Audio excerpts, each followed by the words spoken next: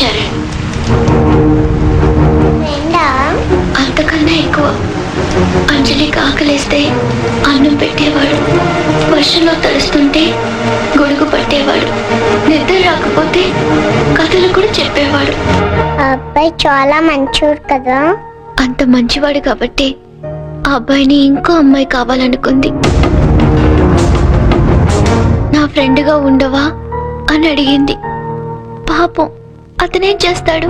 అంజలి, నేను వెళ్ళిపోతున్నా, నేను వెళ్ళకపోతే పాపం ఆ అమ్మాయి నా కోసం ఏడుస్తుంది, అన్నం తినదు, మరి అన్నం తినకపోతే ఆకలిస్తుంది కదా, అందుకే వెళ్ళిపోతానన్నాడు.